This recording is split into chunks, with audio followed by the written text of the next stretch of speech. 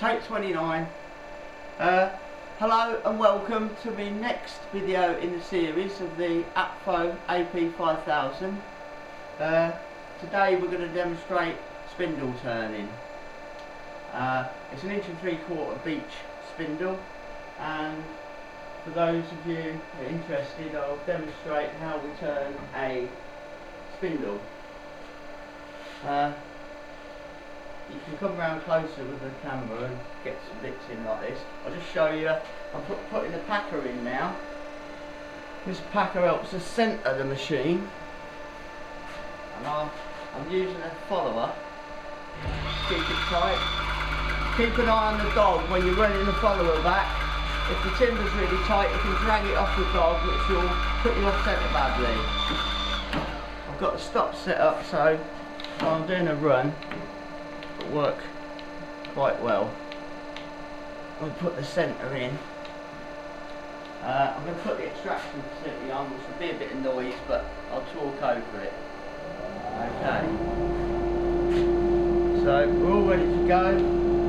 I'll put my dust mask on for sanding. I'll keep the goggles off just for this one, for demonstration purposes. Start the spindle. Start it running. Check everything sounds right.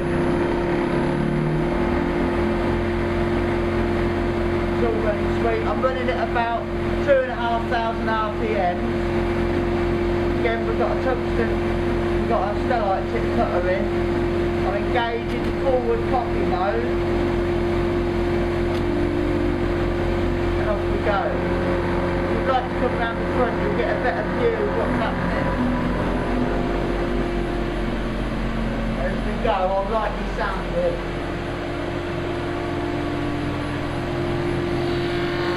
I'm not using a terrific feed rate because this is not a hopper fed machine. We're not interested in turning out hundreds and hundreds a day. We're just producing small quantities of quality spindles.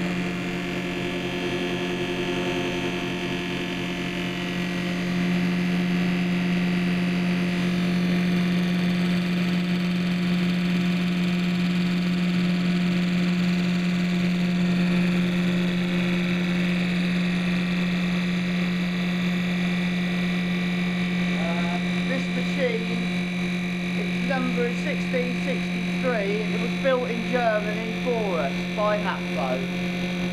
I don't know if the rest of you know that we seem to be on our own in the UK now with these machines. There's very little support or backup for us since Hapfo Pollards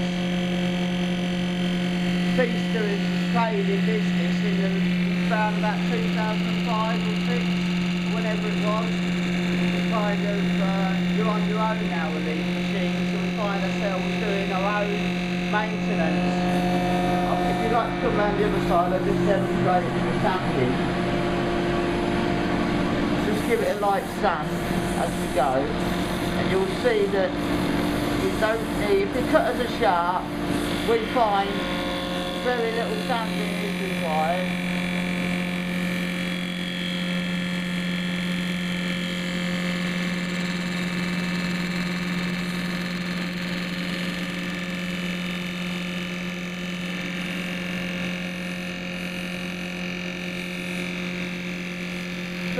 Seems to give a nice finish.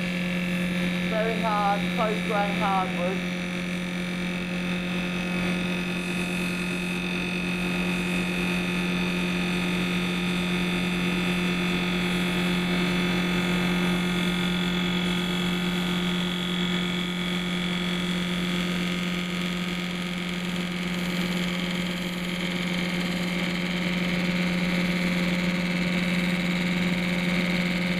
When we stop the process, I'll show you some of the detail we've got.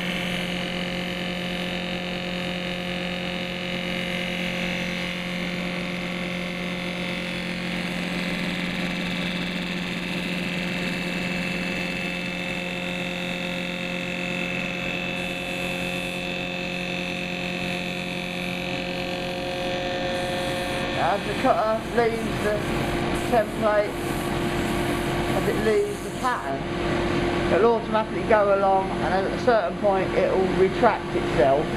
And if you do, when it does, some of you will notice, I don't know if some of you have got really clunky machines, I've actually fitted a damper to this one myself. I've tried to adjust the hydraulic pressures on it, but obviously not being a service engineer, I've got the balance as fine as I ever could. Very quiet. No big clonking and crashing. I've fitted a cushion into it, which is much better when you're working with. So again,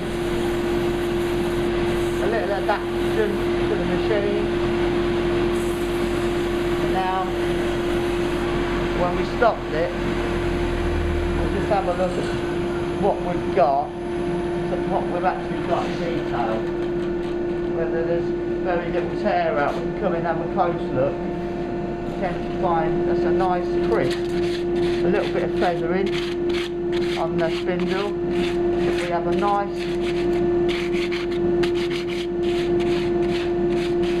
crisp turning.